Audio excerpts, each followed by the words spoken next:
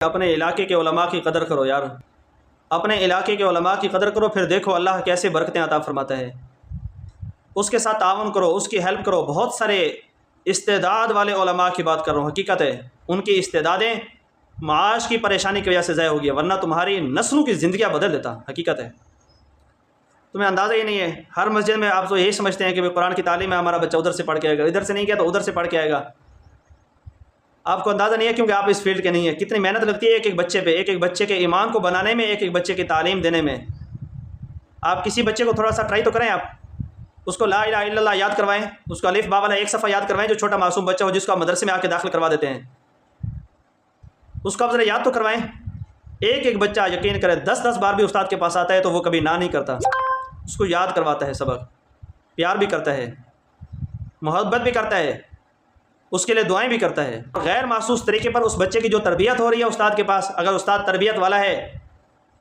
اس کا آپ کو اندازہ نہیں ہے، وہ آپ کا فری ہے،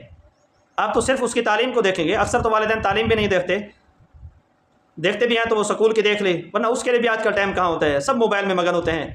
بچہ صبح گیا سکول میں، شام کو آیا ٹیوشن جائے گا، مغرب کو واپس آئے گا، پھر عشاء تک وہ بھی موبائل دیکھے گا اور پھر سو جائے گا، اور والدین کی بھی یہی مصروفیات ہیں۔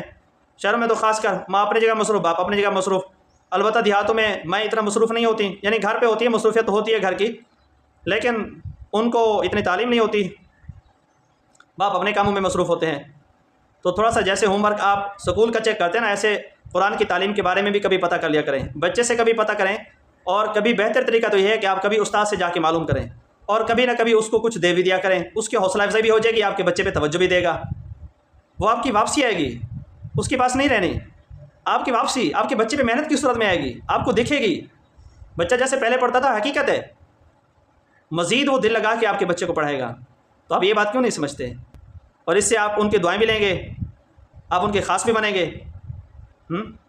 بہت سارے فوائد ملیں گے انشاءاللہ۔ یہ اس لیے نہیں ملتے کہ وہ ہمیں کہے گا کہ آپ نماز کے لیے آیا کریں۔ بعض قاری حضرات بھی ہوتے ہیں، ان کے دل میں لالچ آ جاتی ہے، جب کوئی ملنے لگے، ان کو کچھ دینے لگے تو ان کے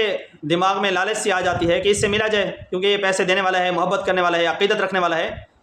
تو ایسے قاری حضرات سے بھی میری اپیل ہے کہ اپنے آپ کو لالچ سے بری رکھیں، ورنہ عزت چلی جائے گی، عزت نہیں رہے گی، پھر اوپر سے لوگ آپ کی عزت کریں گے، اندر سے نہیں ہوگی، دل میں ان کی عزت نہیں ہوگی۔